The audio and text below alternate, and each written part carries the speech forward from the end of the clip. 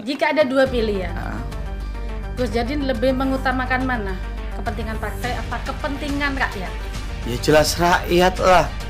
Jelas rakyat, bukan partai. Walaupun ada partai yang nanti akan mengusung Anda, Partai yang mengusung saya tentunya akan menyesuaikan untuk kepentingan yang sama, melayani rakyat. di awal tahun 2024, perdana malam ini salah satu tokoh yang ada di Kabupaten Jember, sepak terjangnya di dunia politik mungkin dibilang baru tapi bisa langsung moncer, itu sebuah pertanyaan. Nanti akan saya kulik semua, saya cari tahu dari awal sampai akhir. Tentunya akan membawa suasana baru juga di kancah perpolitikan Jember. Intinya yang muda yang harus berkarya, jadi yang tua harus ngalah dulu untuk malam ini ya. Oke, terima kasih. Dan up to date buat anak muda, terutama di Gen Z ya. Itu sangat berpengaruh dari awalnya anak muda yang tidak mencintai politik, sampai mau dari yang apatis ya di politik, sampai punya pemikiran-pemikiran, oh politik itu ternyata indah ya. Politik itu ternyata sampai sejauh ini gitu. Fokus sama beliau. Selamat malam Gus Jadin. Selamat malam. Apa kabar Gus? Alhamdulillah. Alhamdulillah sehat. Baik. Akhirnya jumpa lagi ya di awal tahun 2024 ini. Walaupun suasana sudah mulai agak-agak panas kayaknya. Saya dengar-dengar kayaknya Gus Jadin mau mencalonkan menjadi P1 Jember Gus. Gitu ya. Ya.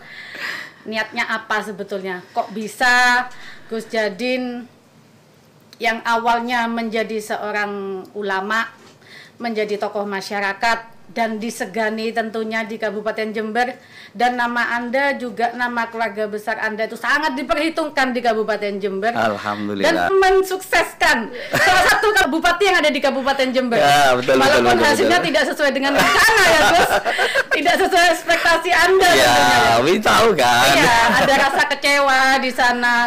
Saya lihat seperti itu. Kenapa kok pas Anda langsung mengambil alih dalam kancah politik? Apakah Anda tidak merasa puas dengan kinerja tokoh-tokoh yang sebelumnya atau bupati-bupati sebelumnya? Jelas dong.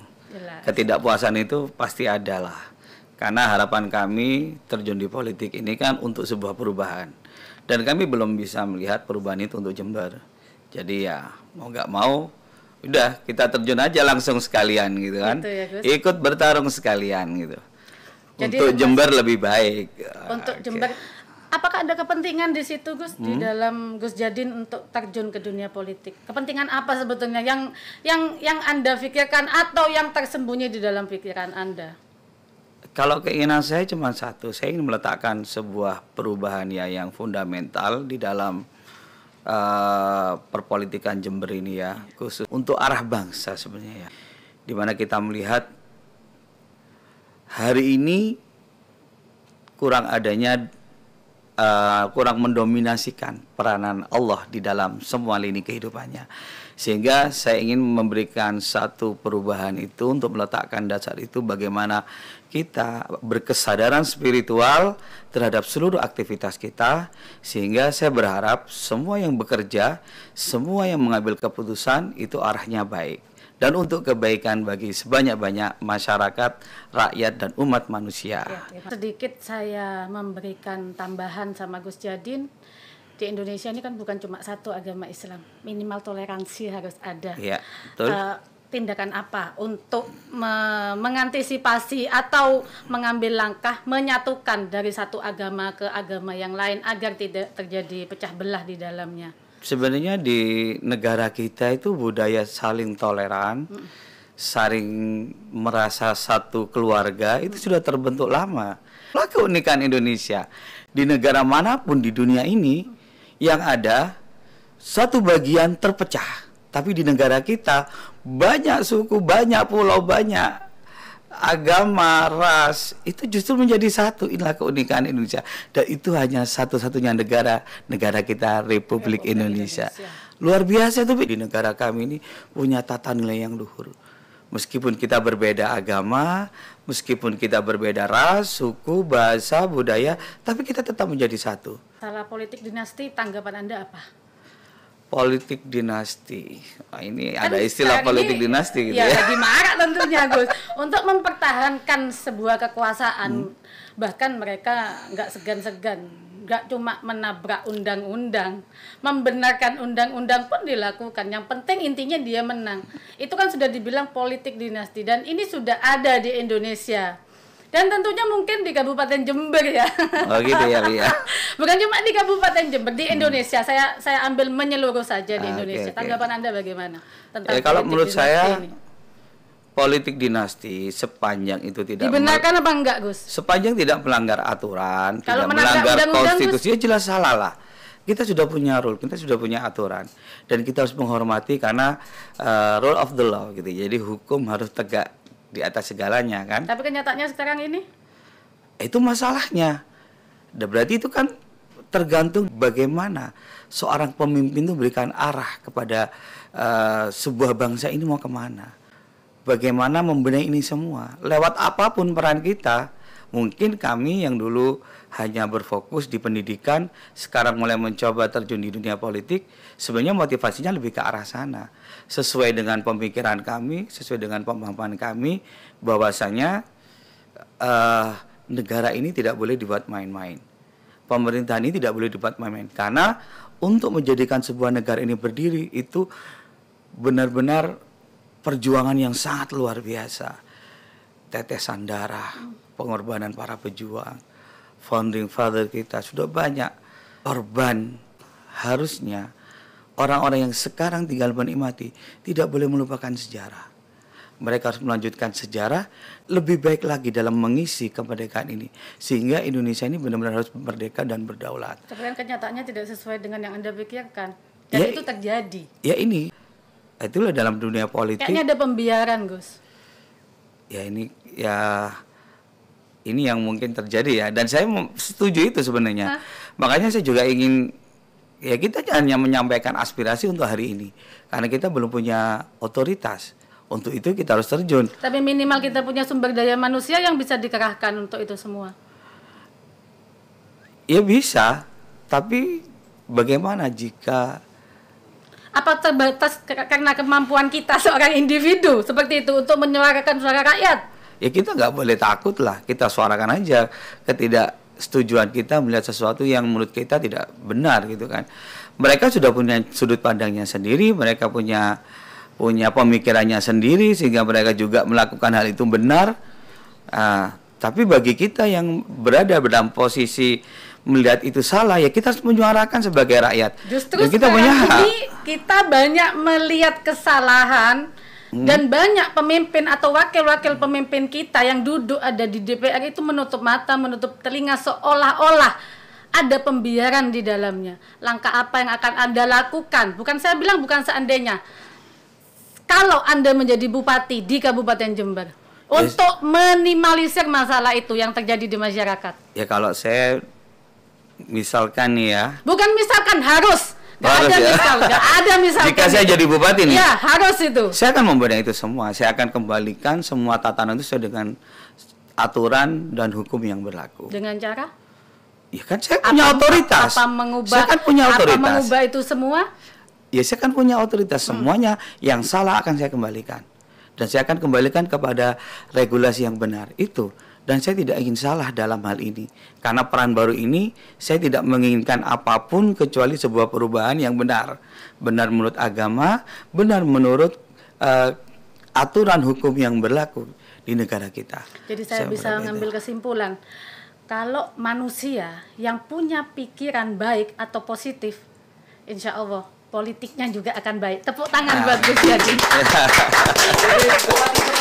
Amin. Ini alhamdulillah saya sudah diundang sama si Ratu Nola ini. Memang pertanyaan-pertanyaan beliau itu suka pedes gitu ya. Apalagi kalau sudah terkait dengan politik. Wow. Padahal bukan orang politik ya? Hah? Bukan ya? Kamu punya passion politik. Iya. Ya kan? Beliau ini adalah seorang yang luar biasa kalau menurut saya, wanita tangguh. Dan beliau tidak bergantung pada siapapun, hanya kepada Allah dan Rasulnya. Amin. Dan beliau bekerja dengan benar-benar dengan semangat, dengan segala medan yang beliau tempuh, sangat keras, tapi beliau tetap luar biasa kalau menurut saya. Pengalaman Umi selama menjalani kehidupan di lapangan bagaimana? Kan Umi kan yang saya tahu ngambil ini kan material kan. Itu gimana selama Umi bekerja di situ itu ada kendala apa ini? Kalau kendala sih pangan tuh pasti ada ya, nggak mungkin kita itu kerja nggak ada kendalanya. Setiap pekerjaan kita pasti ada resikonya, Gus. Tapi alhamdulillah kalau masih bisa dihandle sama Umi ya Umi handle kayak gitu. Jadi kalau jujur Gus, kalau masalah duka saya belum pernah cerita sama siapapun kecuali sama yang di atas. Jadi Umi itu curhatnya sama yang di atas. Ya mungkin 1% saya curhat sama sampean sama Gus Baikun, 1% gitu ya? Aja. 99% saya lebih saya curhat sama yang kuasa karena saya punya kepentingan sama yang kuasa. Jadi kalau sama orang saya tidak pernah menginginkan validasi dari siapapun itu orangnya. Saya tidak pernah menginginkan itu semuanya. Orang selama menyukain saya, pasti dia akan menilai saya positif. Kalau orang yang tidak menyukain saya, pasti menilai saya negatif. Jadi saya ambil sudut pandang, kita nggak mungkin selalu membaguskan diri kita untuk menjadi sempurna. Jadi sempurnakan diri kita untuk dilihat orang yang tidak sempurna agar kita terlihat sempurna itu, Gus. Oh gitu ya? Iya. Ya bagus sih kalau menurut saya. Jadi kan memang kalau kata Nabi itu kan kita tuh percuma kalau kita itu mencari ridhonya banyak orang, karena orang tuh pasti kan sesuai manusia dengan itu terbatas, sesuai sih, ada yang pro ada yang kontra. Iya. Tapi ketika kita memilih hanya baik dan fokus untuk mencari penilaian dari Tuhan, dari Gusti Allah, itu yang pastilah. Gus Jadin kalau menjadi bupati ya Jember terpilih, maksudnya dipilih sama rakyat ya semua ya. Amin. Mendapat ridho juga dari Allah. Amin. Mendapat dukungan.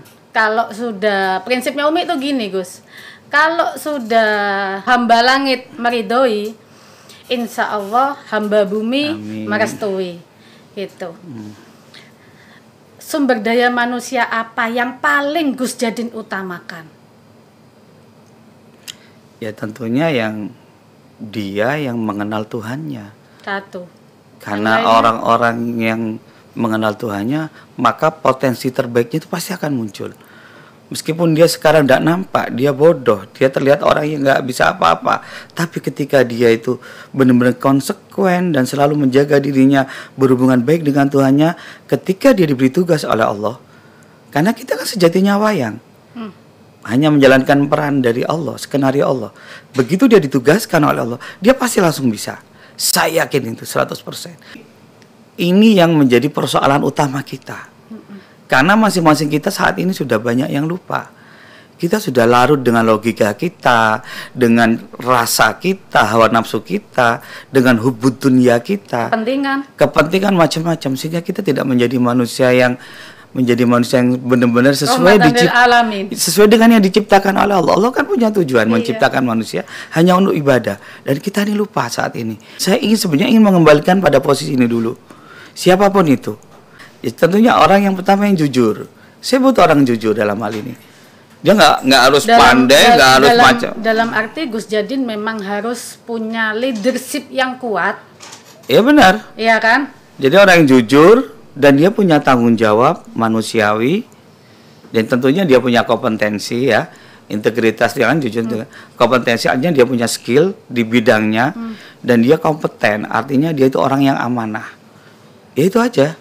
Itu persyaratan yang ingin saya pilih nantinya, dan saya akan menseleksi itu dari beberapa tahapan-tahapan untuk memilih itu sesuai dengan ukuran yang ada, dan tentunya semampu kami dalam memilih. Untuk menjalankan sebuah roda birokrasi itu memang harus diisi dengan orang-orang yang tepat di bidangnya. Ada dua pilihan. Gus Jadin lebih mengutamakan mana? Kepentingan partai apa kepentingan rakyat? Ya jelas rakyat lah, bukan partai. Walaupun ada partai yang nanti akan mengusung Anda? Partai yang mengusung saya tentunya akan menyesuaikan untuk kepentingan yang sama, melayani rakyat. Saya yakin banyak orang-orang partai, saya kebanyakan kenal orang-orang partai di Jember yang itu, para beliau itu sebenarnya juga motivasinya itu sebenarnya juga ingin juga melayani rakyat gitu loh.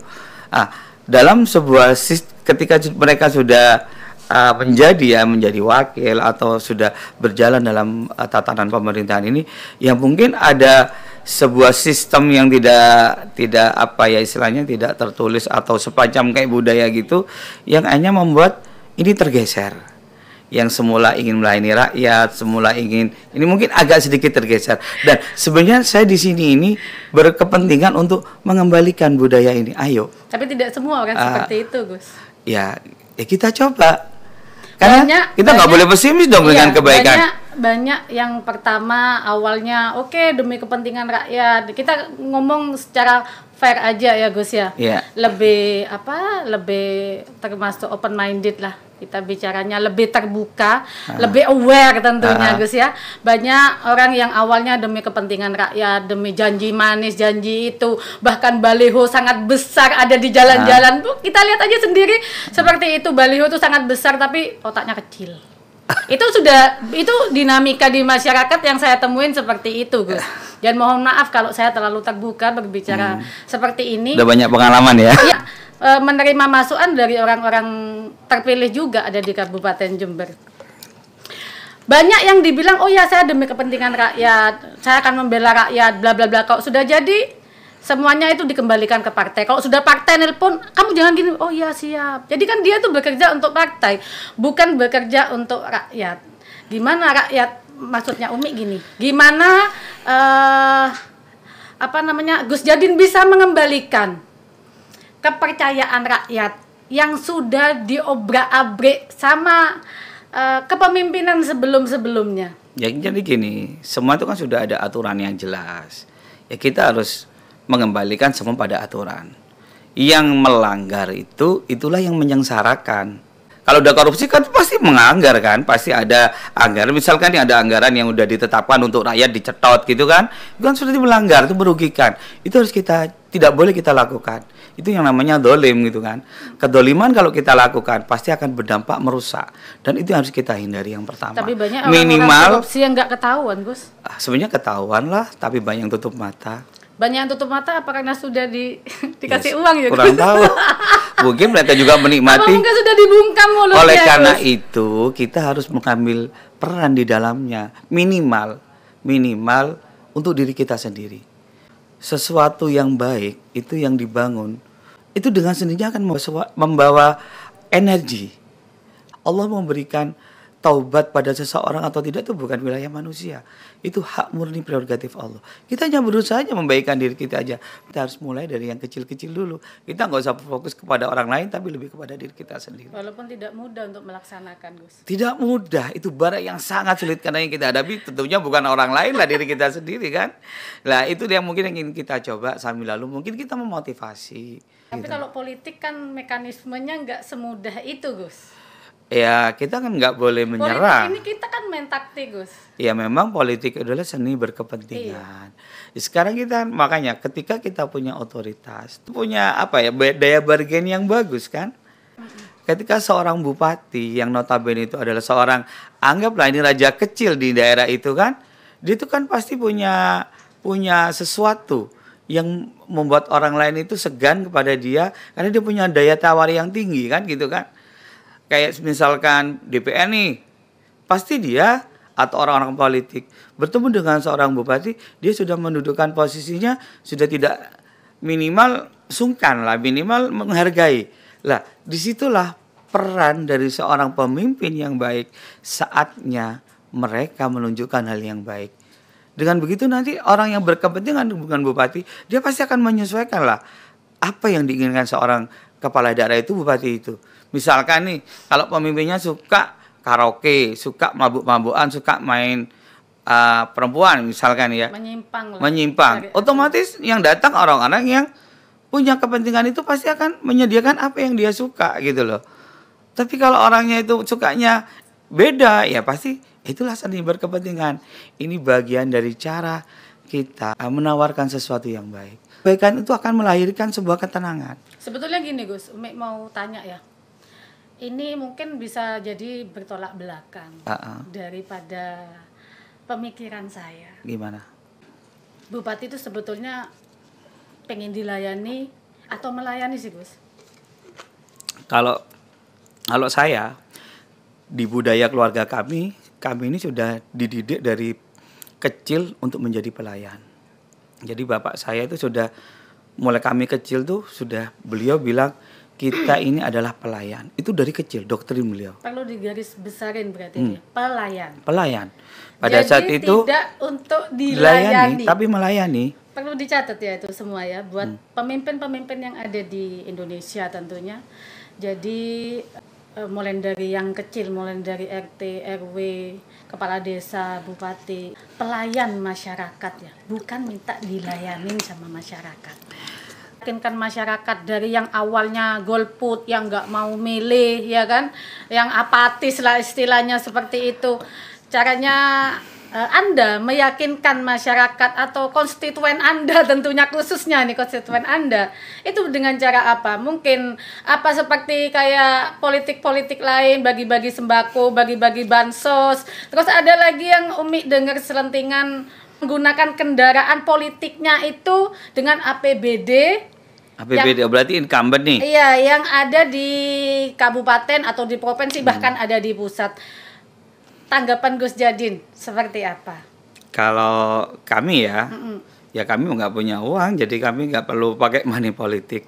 Ya saya hanya memberi. Tapi kos politik itu kan ada, Gus. Ya, itu pasti bukan tabu dan itu bukan rahasia umum lagi, Gus. Ya sepanjang resource kami ada, ya kita berikan lah sebagai kos politik. Jadi kita menyesuaikan keadaan kami dalam dinamika politik ini. Misalkan kita pas gak punya duit ya kita diem gitu kan. Caranya Gus Jadin meyakinkan sama tapi sebenarnya gini, rakyat dan juga konstituen Anda gimana, Gus? Jadi kan kita itu sudah punya kegiatan yang sudah rutin berjalan. Dan itu ada yang tiap hari, ada yang tiap minggu, ada yang tiap bulan, dan sudah berjalan. Karena memang itu sebuah kegiatan keagamaan yang sudah kita bina di masyarakat, dan itu melibatkan seluruh masyarakat Jember lah, mengajak mereka berdialog. Ya tidak semuanya itu setuju, karena di budaya kami, di budaya keluarga kami itu memang sebelumnya tidak pernah ada yang namanya politik praktis gitu. Jadi kita tapi tidak menggunakan sarana kegiatan ini untuk kampanye ya enggak, tapi lebih kepada ketika kami hadir di situ kan nanti biasanya ngobrol. Cara meyakinkan Gus Jadin sama masyarakat bagaimana, Gus?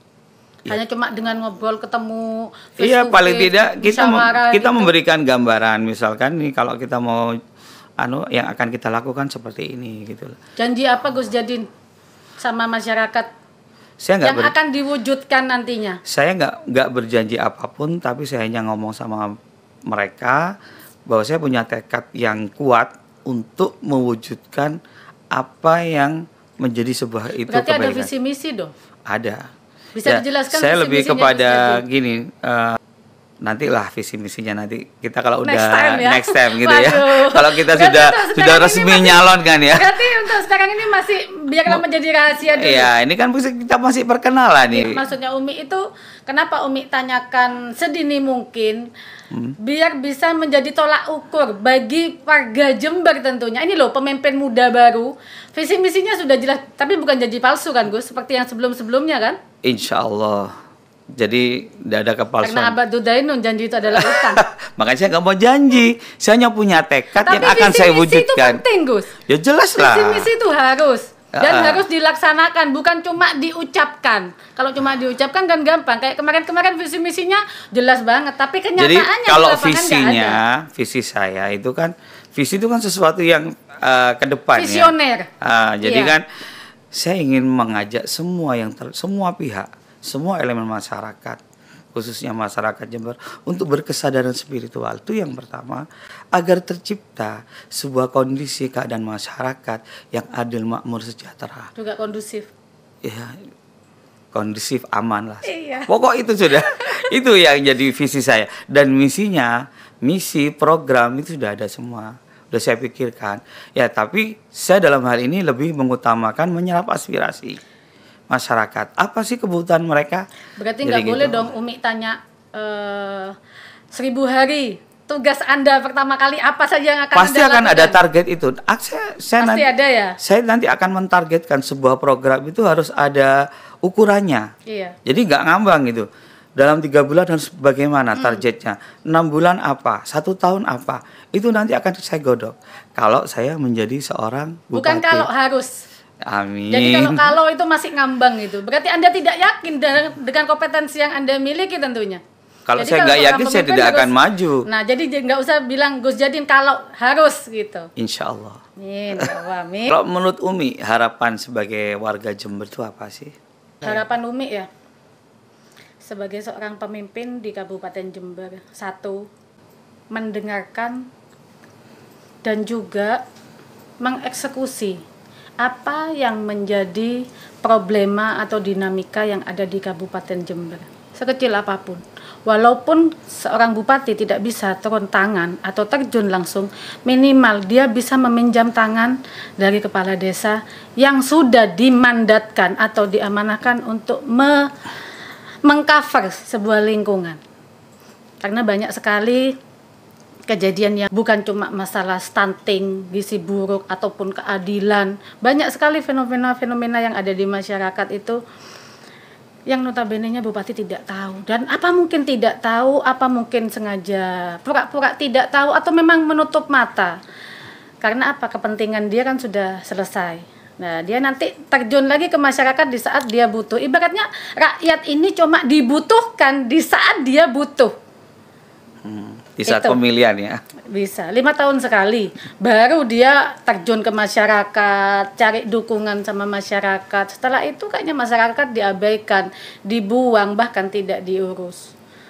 Janjinya juga nggak pernah ditepatin. Ada beberapa janji yang digembar-gemborkan, bahkan ditaruh sangat besar sekali balihonya. Nyatanya sampai sekarang ini dan sampai saat ini tidak terrealisasi. Miris sekali Umi lihat kejadian seperti itu. Makanya Umi menginginkan perubahan. Bukan cuma perubahan baru, tapi perubahan atau perlombaan besar-besaran. Saatnya yang muda yang memimpin, saatnya yang muda yang berkarya. Jadi untuk politik seperti politik dinasti, yang tua, yang ini, yang punya integritas lebih berpengalaman, itu harus dibuang statement-statement seperti itu. Justru saat ini saatnya yang muda yang harus berjuang. Karena yang muda mengetahui seluk-beluknya apa yang diinginkan masyarakat. Seperti itu. Saya kasih contoh satu. Kalau yang tua, sudah 50 tahun ke atas. Mungkin 50% tahu sama era digital dan masalah HP, masalah ibaratnya IT lah ya. Justru yang muda yang lebih pandai dan bisa menguasai itu semua. Kenapa kita nggak memberi kesempatan sama yang muda? Kenapa harus ada batas umur, batas usia? Bagi Umi itu nggak relevan sekali. Dan itu nggak terbuka, Gus.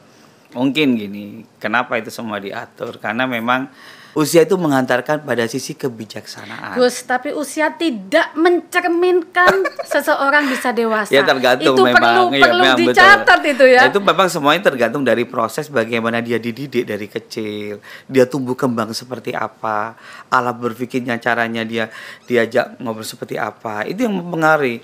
Jadi memang kalau di rata-rata secara umum, kenapa kok harus dikasih batasan minimal usia harus sekian?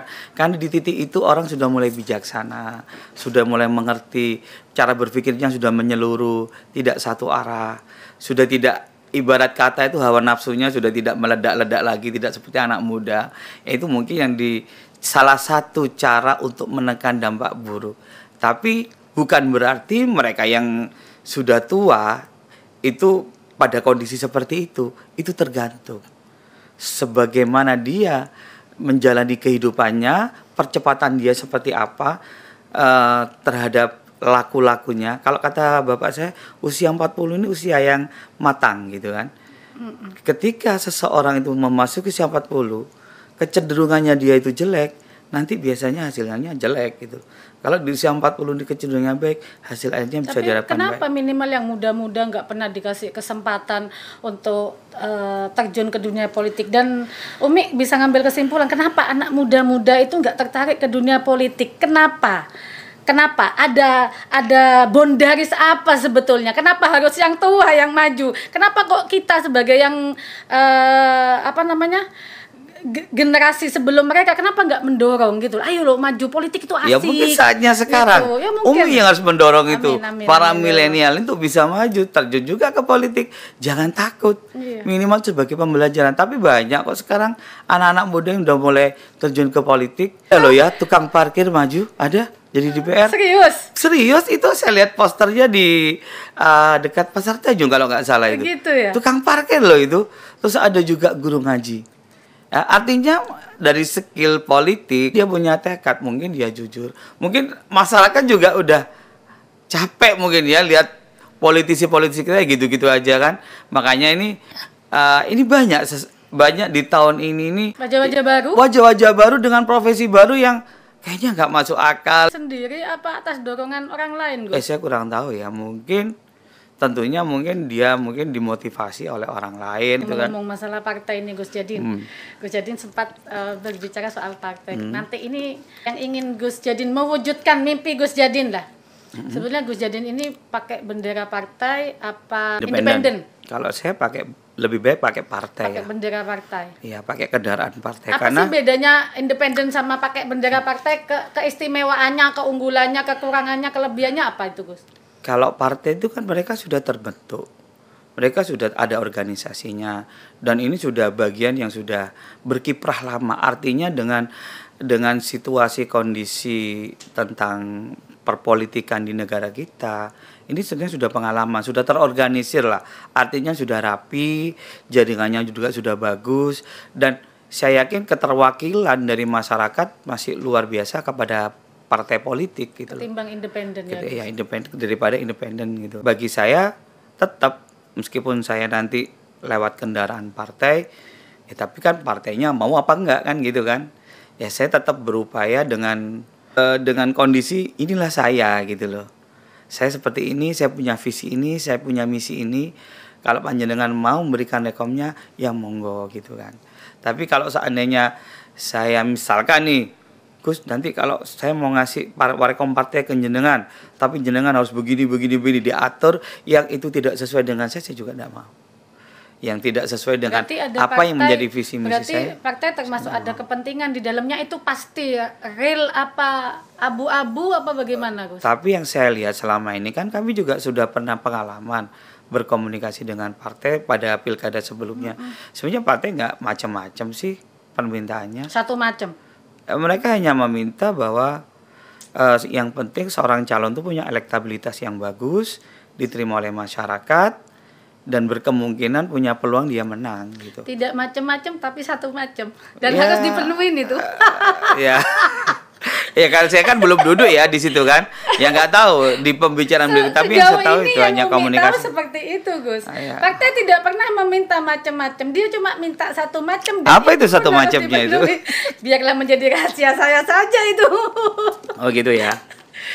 Nanti Gus Jadin juga tahu kok. Ya mungkin saya nanti belajar lah sama Umi nanti. Ya, Gini Mi, sepanjang itu hal yang wajar, tidak melanggar aturan, why not? Nggak masalah. Semua orang tuh pasti punya kepentingan. Saya mendukung Umi, tentunya saya punya kepentingan. Saya mendukung bupati yang kemarin saya dukung, saya juga punya kepentingan di dalamnya. I think so. Jadi kan ya wajar, namanya politik adalah menyalurkan kepentingan ya, kan gitu. Tapi punya kepentingan dan kepentingannya diabaikan. Bagaimana perasaan Anda? Ya pasti kecewa lah. Karena kami berjuang ketika itu ya semaksimal kami juga berusaha tidak karena uang gitu. Dan kami memang bekerja di lapangan lebih banyak mengeluarkan uang kami sendiri. I know. Dan saya hanya berharap ketika itu kepada beliau, kepentingan kami adalah pada saat itu tolong dibenahi dulu masalah birokrasi dengan kesalahan yang sudah ada di tahun sebelumnya. Atau jangan-jangan Gus Jadin nggak bisa move on masih? Wajar lah, tapi enggak lah kalau saya sudah move on. Move on ya. Terus yang kedua masalah pondok pesantren, guru ngaji. Ada beberapa hal lah yang memang ingin kita, ya intinya untuk bagaimana keadaan masyarakat itu lebih baik lah. Khususnya kalau kami kan dari komunitas pondok pesantren ya, dari kultur pesantren, sehingga yang kami melihat di situ kurang ada perhatian. Saya ingin, ayo tolong bahwa Jember ini adalah kulturnya pesantren dan pemilih yang kemarin memilih itu juga banyak dari kalangan pesantren. Ya, sehingga wajar dong kepentingan pesantren itu terwakilkan dalam sebuah program kebijakan untuk keadaan lebih baik kan gitu. Berarti Gitu. kan intinya sumber daya manusianya dulu yang harus dibenahi. Iya Ya, Gus, ya. betul. Jadi memang dan hadirnya pemerintah di situ kan untuk mensupport itu semua gitu loh. Bagaimana supaya SDM yang ada di Kabupaten Jember ini bisa terupgrade dengan baik, khususnya di kalangan pondok pesantren gitu kan. Kalau itu tidak diperhatikan, ya kita akan kehilangan Perubahan yang momentum. signifikan yang ingin Gus Jadin percontohkan untuk Kabupaten Jember itu sebetulnya apa sih? Pelayanan, hadirnya pemerintah kepada setiap golongan masyarakat, baik itu komunitas pondok Di semua pesantren sektor? di semua sektor. Kalau saya feel-nya itu kalau lebih kepada menguatkan SDM. Fundamental. SDM ini. Oh, SDM. Ini SDM harus kita tingkatkan dulu ini. Jadi pendidikan. Kalau dari sisi ekonomi yang ingin saya kuatkan itu di sektor pertanian, perikanan, kelautan, perkebunan, UMKM kayak gitu kan. Terus yang sifatnya ya yang sesuai dengan geografis kita lah. Berarti sumber daya manusia itu sangat penting. Penting Bagi banget. Kepentingan atau kemakmuran bangsa kita sendiri. Jelas. Jadi Bang itu yang harus kita rubah lah. Nanti peluangnya apa ya kita kan nggak tahu ya. Allah nanti akan berikan gambaran apa ke depan. Tapi kalau gambaran saya terlihat cuman kan gini, kita itu mau melaksanakan sesuatu itu kan harus ada skala prioritas. Karena nggak mungkin nih semua pekerjaan kita lakukan bersamaan. Nah, disitulah ada skala prioritas mana yang mungkin bisa kita lakukan terlebih dahulu sesuai dengan kondisi yang ada, sesuai dengan anggaran yang ada, sesuai dengan apa ya yang dibutuhkan pada saat itu, yang paling skala prioritas apa itu kita jalankan bertahap. Tapi yang penting arahnya harus ke arah yang lebih baik. Jadi tujuannya jelas gitu. Nah, itu nanti akan kita programkan lah dengan melibatkan semua pihak, khususnya nanti semua yang ada di birokrasi kita gitu kan. Jadi termasuk menyangkut semua elemen masyarakat tentunya dilibatkan di Dilibatkan. dalamnya. Jadi Gak mungkin kita bisa merangkul itu semua kalau nggak ada bantuan orang lain. Ya, jadi kan strukturnya pemerintahan kan jelas, mulai dari tingkat desa, tingkat kecamatan sampai pusat itu kan ada. Ya ini harus bergerak semua. Jangan sampai lumpuh gitu kan. Yang desanya nanti ke perangkatnya yang lebih ke bawah ke RT RW lurahnya gitu. Ini lebih asik nih Gus. Jadi kok barusan mengulik sedikit masalah desa ya. Saya kok jadi ingat itu. Gimana? Kepala desa atau desa itu banyak sekali orang yang berkepentingan. Maksudnya dalam arti tidak serta-merta dia menjadi kepala desa untuk kepentingan rakyat. Dia menjadi kepala desa ada kepentingan di dalamnya. Gus Jadin, jadi Bupati Jember. Andaikan Bupati Jember terpilih dan Anda itu, apa yang akan Anda lakukan untuk merombak semua kepala desa yang ada di Kabupaten Jember yang tentunya terlibat dalam urusan yang saya bilang tidak baik. Saya mau ngomong korupsi mungkin terlalu kasar ya. Saya bilang penggelapan itu nyatanya banyak. Langkah apa untuk minimalisir itu semua, Gus Jadin? Ya, berat loh ini, Gus. kalau memang bupati itu punya hak untuk mengangkat dan memberhentikan kepala desa. Iya. Tapi kan kita tidak boleh serta-merta tiba-tiba memberhentikan. Sebuah kasus itu harus kita pelajari. Karena tidak semuanya itu berawal dari kesalahan yang dia itu memang disengaja. Bisa jadi karena dia itu nggak tahu aturan, nggak tahu cara mencatat, nggak tahu cara menginput data misal, sehingga situ terjadi kesalahan administrasi atau sebagainya. Lah, itu yang pertama yang harus saya lakukan. Saya harus memberikan pembelajaran itu dulu kepada semua perangkat desa, lurah, dan semua yang ada di birokrasi. Mengupgrade kemampuan termasuk kepada operator-operator desa.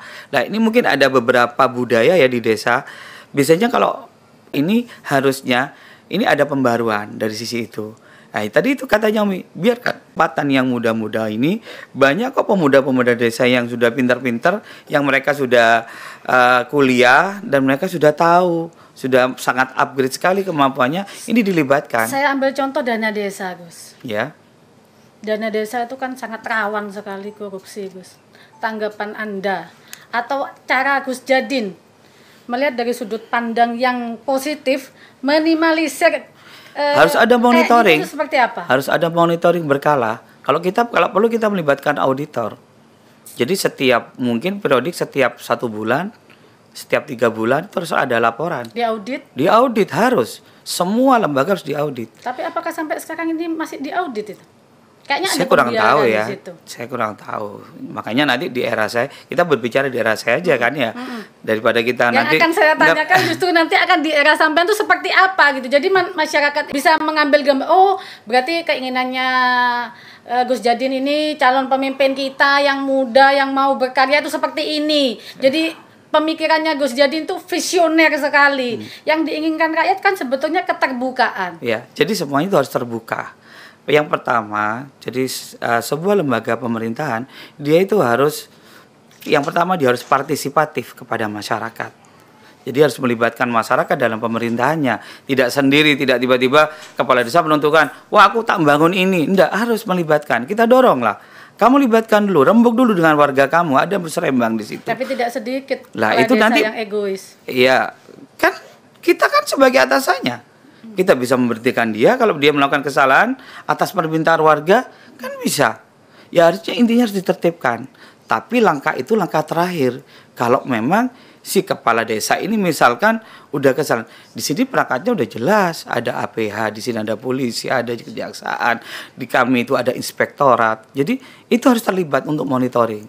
Jadi semua itu berawal yaitu dari partisipatif soal kelembagaan pemerintah, terus dia harus juga transparan terhadap apa yang terjadi di desa itu. Kalau perlu dipambang nih dana desa sekian, peruntukannya untuk apa, masyarakat harus tahu. Dan itu kita kasih teknologinya kalau perlu. Kita kasih apalah di situ kan. Tapi selama ini belum pernah Umi jumpain Iya, di desa manapun. Umi tidak perlu bicara sekarang, bicara daerah saya. Karena pertanyaan Umi kalau jika Gus Jadin kan, ya udah itu ini biarkanlah ini bobrok gitu kan. Tapi nanti daerah saya harus saya perbaiki. Pasti itu. ya. Ya itu nanti akan kita jalankan. Kepastian itu milik Allah, tapi kita berusaha menuju ke sana. Yang ketiga, dia harus akuntabilitas. Dari semua dana yang dia pakai, resource-nya harus bisa dipertanggungjawabkan kepada pihak yang terkait, pemangku dan kebijakan itu gitu loh. Itu yang harus kita galakkan 3 hal ini gitu loh. Bisa ya Gus? Saya yakin bisa lah. Kalau kita memang mau bergerak sungguh. Katanya mau berubah. Kita harus bergerak bersama. Kontrol terus kita ciptakan. Jangan diem ketika ada sesuatu yang jelek. Laporkan saja. Kalau perlu nanti kita bikin pengaduan. Di setiap kelembagaan kita ada pengaduan. Mau di puskesmas kah, mau di desa kah, mau di lurah kah. Kita ada pengaduan masyarakat yang nanti bisa langsung, misalkan nih ada aplikasi yang langsung terhubung dengan kontak saya, misalkan pengaduan masyarakat. Sehingga saya kan bisa memantau dinamika yang terjadi di masyarakat. Yaitu kita pikirkanlah nanti bagaimana koordinasi ini nanti bisa langsung, kan sudah di zaman teknologi kan, sudah langsung bisa kita mengakses semuanya gitu kan, sebagai era baru, era keterbukaan dan era yang bisa dipertanggungjawabkan. Jadi garis besarnya semua rakyat yang ada di Kabupaten Jember ini bisa menghubungin seorang bupati yang dinamakan bupati itu adalah melayani dan pelayan masyarakat, bukan minta dilayanin sama masyarakat ya Gus ya. Tapi kalau saya mungkin harus melayani satu-satu ya mungkin nggak mungkin. Tapi dalam hal kebijakan, dalam hal regulasi, saya akan memperhatikan apa yang menjadi kepentingan masyarakat. Itulah letak seorang pemimpin. Misalkan nih harus gendong orang satu-satu ke rumah sakit ya nggak juga kan. Jadi yang namanya melayani itu apapun yang menjadi tupoksinya ini harus kita berikan kepada masyarakat sesuai dengan tupoksi dan kapasitasnya dia sebagai seorang pemimpin. Jadi itu arti melayani dan tidak menutup kemungkinan secara pribadi ya saya sendiri juga sudah berusaha menyediakan diri saya untuk bagaimana bisa melayani orang-orang yang mau menuju kepada Allah sesuai dengan feel keluarga kami, bukan melayani orang-orang yang mau korupsi atau orang-orang yang mau melakukan kesalahan. Saya nggak mau. Jadi arti melayani itu banyak kan di sini kan. Jadi maksud saya gitu. Yang paling penting daripada itu semua apa Gus? Kalau saya, itu tadi kalau feel keluarga kami itu melayani orang-orang yang memang ingin berkebutuhan kembali kepada Tuhannya. Disitulah saya ingin melayani orang-orang itu dengan segala peran, dengan segala aktivitas, apapun dia gitu loh. Jadi arahnya ke sana, kepada hal yang baik, itu kesempatan untuk dipercaya. Dia memfaktakan dirinya menjadi seorang baik. Karena mungkin selama ini jasmannya dia, orang lain mengatakan, wah ini penjahat, oh ini nggak punya, terus ini pokoknya ketemu harus dihindari. Lah, akhirnya orang itu kayak orang putus asa gitu, untuk pesimis kembali ya, ke pesimis. Aku katanya berubah baik, orang juga mengatakan aku jelek. Tapi ketika ada orang yang percaya sama dia, terus masih bisa melihat potensi kebaikannya dan dia mau menemani dia, saya melihat orang itu benar-benar bisa menjadi baik. Dan saya itu pernah merasakan itu dan sempat menemani orang yang seperti itu. Dan alhamdulillah saya melihat perubahannya luar biasa. Bahkan dalam titik-titik tertentu dia lebih baik daripada saya. Dan itu saya percaya potensi kebaikan itu ketika terus kita kembangkan, yang semula kita buruk itu kan menjadi baik. Saya tidak pernah pesimis akan hal itu. Dengan keadaan apapun, saya tetap optimis kebaikan itu akan kita bisa ciptakan seiring dengan bagaimana kita komitmen dan istiqomah untuk menjadi baik. Terima kasih Gus atas jawabannya. Puas nggak kira-kira ini? Mengapresiasi sekali jawaban-jawaban yang menurut saya puas. Nanti kalau ada waktu dan diizinkan sama Allah, saya akan lebih banyak menggali pola pikir Gus Djadin yang tentunya akan menjadikan perubahan fundamental anak muda yang ingin berubah dan akan mengubah. Itu menjadi poin penting bagi saya. Luar biasa, kok berani gitu loh, kok berani. Berangkat dari mana, dari ide apa, dari keyakinan apa, atau dari frustasi apa, I don't know ya. Saya salut. Alhamdulillah. Saya bangga. Amin. Dan insya Allah dengan izin Allah, saya mengizinkan Gus Djadin menjadi the next Bupati Kabupaten Jember. Wow, amin. Nah, ini izinnya dari si Ratu Noleh yang punya banyak masa dan subscriber. Amin, ya Allah, luar biasa ini. Selagi itu demi kepentingan umat. Amin. Ya, bukan pemimpin yang mementingkan kepentingan oligarki golongan dan juga antek-anteknya. Saya ingin perubahan yang ada di Kabupaten Jember itu pemimpin yang betul-betul mau mengasor ke masyarakat ya. Amin. Hanya itu kepentingan Umi. Amin. Karena mengemban tugas sebagai seorang pemimpin itu tidaklah mudah. Amin. Akan banyak nanti batu sandungan yang akan Anda lewati. Akan banyak bara api yang harus Anda injak. Itu pesan dari Umi. Dan akan banyak lagi fitnah-fitnah berkembang di masyarakat. Satu persatu akan bermunculan nantinya. Dan akan banyak sekali spekulasi-spekulasi dan juga termasuk maker-maker yang akan menghujat Anda tentunya. Anda harus siap itu semuanya. Oke. Makanya doakan terus saya supaya kuat, tahan, dan terjaga dalam sebuah kesadaran untuk baik. Insya Allah. Dan satu pesan Umi buat Gus Djadin, seorang pemimpin itu harus punya leadership yang kuat, relationship yang bisa dipertanggungjawabkan dan yang jujur. Amanah bisa dipercaya. Amin. Tidak semua orang bisa menjadi leadership Anda.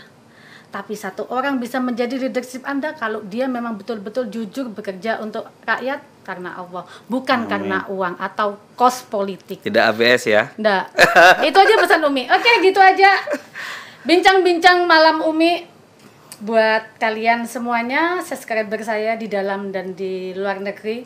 Kita masih bisa memberikan atau mengedukasi buat kalian semuanya tentunya ilmu-ilmu yang lebih bermanfaat lagi kehidupan masyarakat yang berkembang ada di Indonesia, khususnya ada di Republik yang sangat Umi cintai dan berpancasila.